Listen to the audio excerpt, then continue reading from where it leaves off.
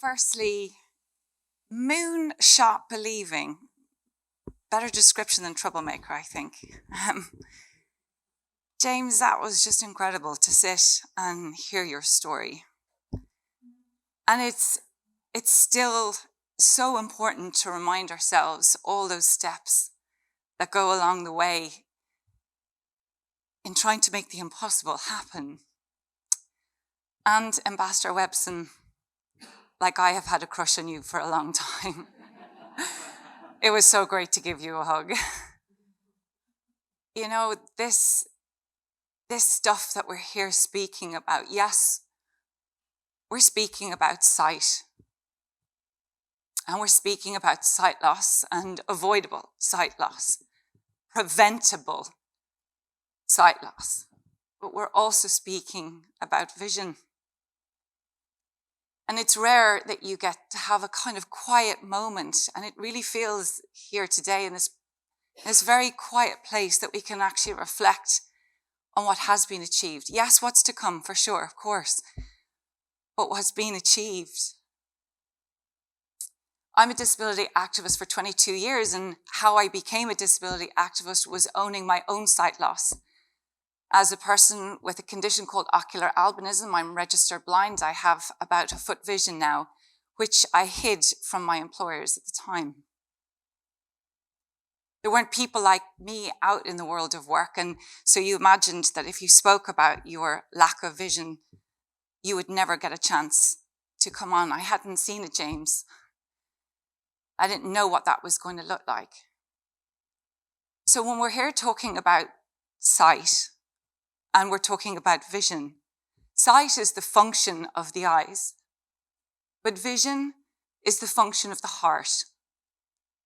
It's what Ambassador Webson and James have coming through what they spoke of.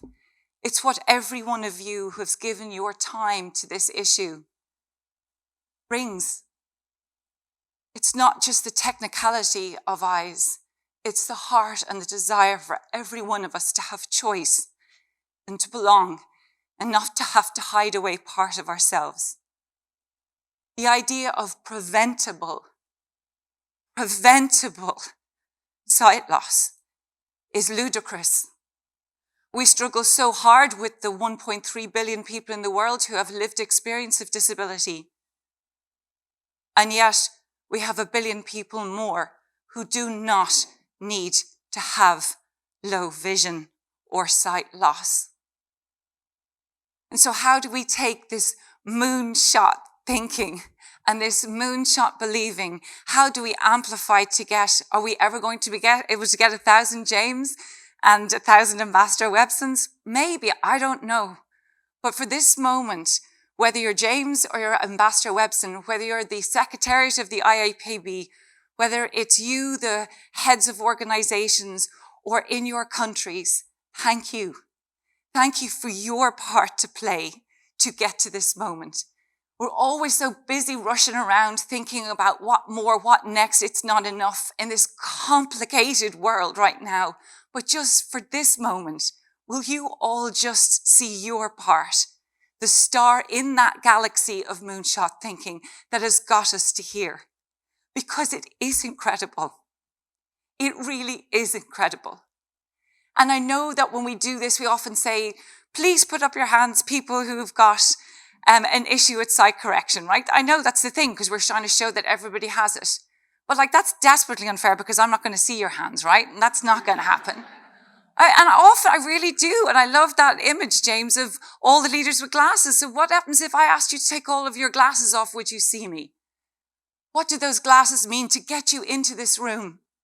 And that we've taken for granted this gift that we have of the privilege to affordable eye health care and glasses. So how can we amplify all of us in a room, all of us in a building, and take this beyond just that moonshot thinking? And it's this campaign to take all of your work. I think I met Suzanne today and she was talking about she's been this for 5 decades. And she was talking about when she was doing this work, there wasn't even fax machines. So you got to think about it, right? Look at this, all of you together, all of the years that you've given it and all the time that you've done it. Look what adding all of those dots up looks like, right? And there was this great futurist, Alvin Toffler, I think, and I'm not sure if this is the right quote, but he was saying is, don't forget the really big things. Doing that thinking at the same time as doing the small things, because it will help us make the small things go in the same direction. And that's what we're here to do, to convene all of your energy at all the levels that Ambassador Webson spoke about, and for every one of us to join those dots together. And that is why Love Your Eyes has picked up extraordinary momentum. Never underestimate the power of a contagious vision in the hands of great campaigners that touches all of our hearts. We are 2 days away from World Sight Day and have achieved by now double what we ever intended. It's extraordinary. And why is that? Because it's touching us. Something around this pandemic, maybe we're more eye aware because we're looking at our screens and we're literally cross-eyed exhausted. Maybe because actually we are seeing and hearing and really eating the inequity that exists. And there are problems that can be solved. And this campaign is saying, but every one of us has a role to play. We can't all be Richard Branson, the leaders of the universe at multiple monies, but we can do our part.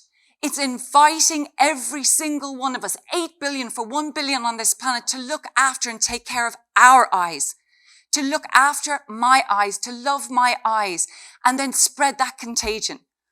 I can't give you, I'm being told I'm not allowed to tell you the number of pledges that we have before World Sight Day, but it's phenomenal, right? This is phenomenal.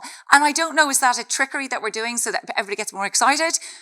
But what's happening is what happens when you hand the everyday human being the chance to deliver change. So what we're asking, first of all, thank you. Thank you for getting it to here. Now let's multiply and amplify and moonshot the hell out of this. Get everybody talking, reminding themselves of these two beautiful eyes that we have, whether they see perfectly or imperfectly. They're ours. Together we do get a chance to reverse the blind spot on our planet. This ridiculous blind spot. We do not need to compete because of our eyes against any other issue. There are so few moments in our lives, right, that there is something we can do to fix, and we can fix this. We know we can. And don't tell me it's about money. We'll find the money. The money is findable. It's the intention here. It is the commitment here. It is joining us together. There are few times in a lived life that you're on a precipice of a legacy that will transform the society on this planet. And we keep talking about the Sustainable Development Goals. And I met Bob Geldof recently at something, and I always talk to him about disability, and he's always talking to me about poverty. And I'm like, hold on a minute. You cannot end poverty without talking about disability. You cannot. So let's just remind ourselves, this is not just about eye care. This is loving our eyes as leaders of our countries, leaders of the teams in our businesses, leaders of the not-for-profits that we have, leaders of our schools, because we will never be able to end poverty if we do not talk about eyes. We will never be able to allow for good health and well-being. We will never be able to give quality education. We will never be able to deliver decent work and economic growth. And we will never be able to give a reduction in inequality. It is not possible without speaking about our eyes, and that is our blind spot. So this campaign, it's only in its second years with this massive heart. I go back to sight is the function of our eyes. Vision is the function of our heart. So we need to use both and hand it to every one of the kids and the teenagers and the Gen Zs and the middle ages, of which I am, and the olders for 8 billion, for 1 billion. Love our eyes. When we love our eyes, we love our humanity and the dreams that we have and the choices that we can make.